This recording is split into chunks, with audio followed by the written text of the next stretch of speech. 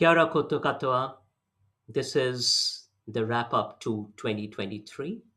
As I share with you this message, we are in the midst of ongoing Israeli violence in Palestine, and the effects of this are witnessed in Gaza in dramatic ways, both in terms of loss of life as well as in terms of the loss of fundamental institutions and infrastructures.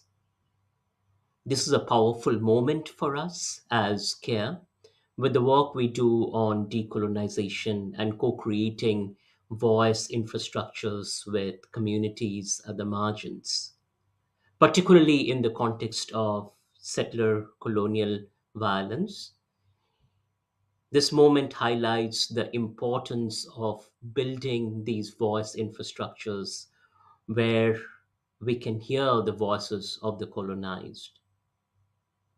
The propaganda that accompanies settler colonial violence works continually to erase the voices of the colonized. In this instance, we see ongoing efforts at erasing the voices of Palestinians. These efforts often mark, label, stigmatize Palestinians as less than human in terms and concepts that are dehumanizing. We see the circulation of terms such as terrorist. We see the circulation of terms such as uncivil or anti civilizational to justify the ongoing settler colonial violence. The work of care is important because it underlines and makes visible these processes of stigmatization, these processes of erasure. It attends to the communicative inversions, the turning of materiality on its head that are fundamental to legitimizing the violence of settler colonialism. As we see educational institutions, medical institutions being targeted in Gaza, we are increasingly connected to this notion that the voices of those at the margins standing witness to these forms of erasure offer us critical entry points for transformation. We see here the vitally important work of communication attend to the role of Palestinian journalists that are bravely, with courage, doing the communicative work of building these voice infrastructures. Through these voice infrastructures, we hear the voices of Palestinians, we bear witness to the violence that is being carried out by Israel. These conversations, emergent from voices in Palestine, attend to critical questions such as how do we define the rights of colonized peoples to resist settler colonialism? What are the overarching frameworks of human rights that offer safeguards to those who are colonized in terms of laying claims to anti colonialism, in terms of participating in anti colonial processes that challenge occupation? We also witness through these voices the unpacking, if you will, of the hypocrisies that constitute the communicative universe of colonization. It is important, therefore, that we continue to listen to voices of Palestinians in this instance. It is important that we listen to the voices of Tangata Whenua here in Aotearoa. It is important that we listen to the voices of indigenous communities across the globe.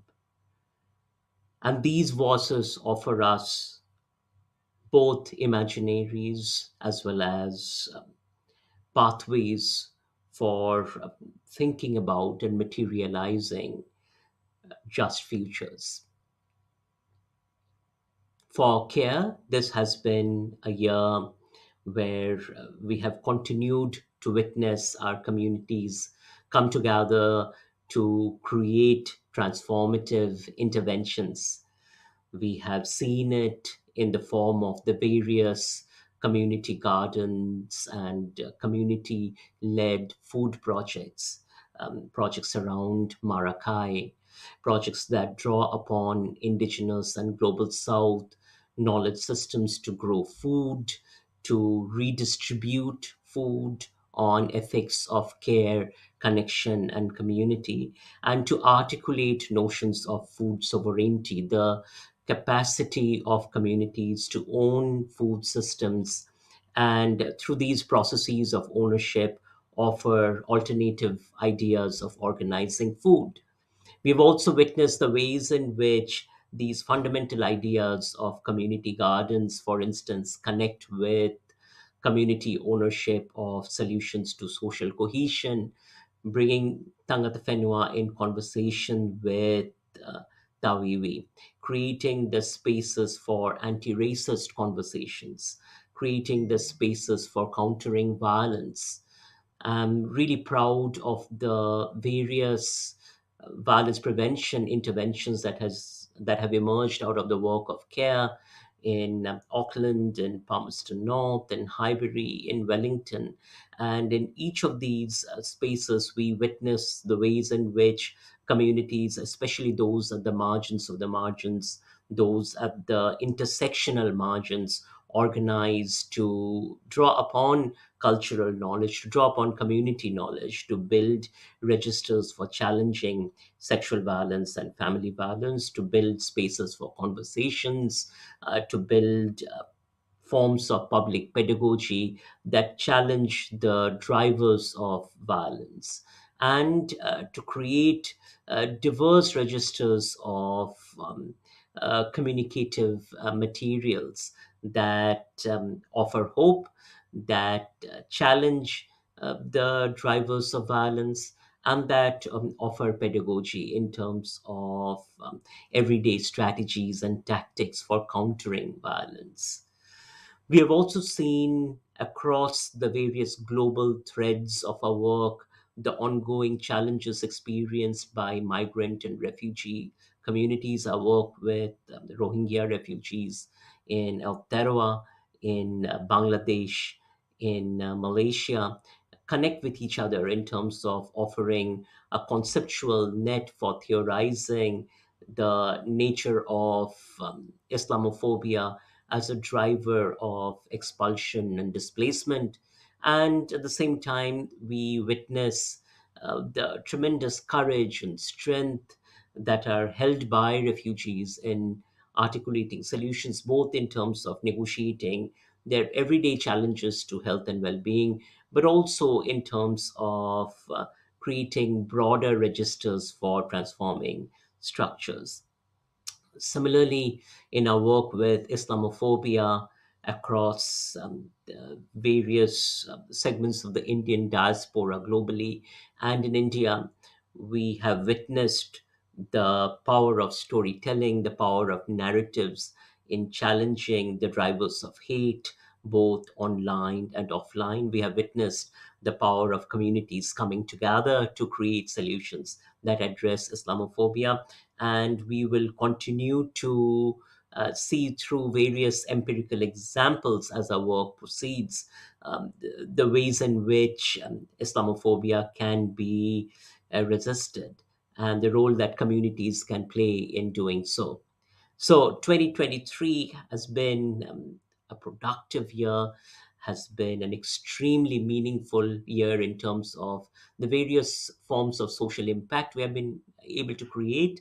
At the same time, 2023 so far has been a year that offers us really powerful invitations for us to think through how we imagine processes of decolonization, processes of resistance to forces of colonialism. In 2024, we will continue to pick up this work. We will continue to engage activists and build our activist in residence program. We will continue to listen to voices of our community researchers as they generate important policy ideas for solutions. We will wrap up the important conversation that we began in 2023 with Anjum Rahman on addressing digital hate and policy frameworks for addressing digital hate. And we will build further on that in terms of looking at the global policy space and addressing questions of data justice, addressing questions of algorithmic justice, anchored in the notion of voice infrastructures from the margins of the margins. So, thank you so much for being on this journey with care, and we continue to journeying with you in the new year.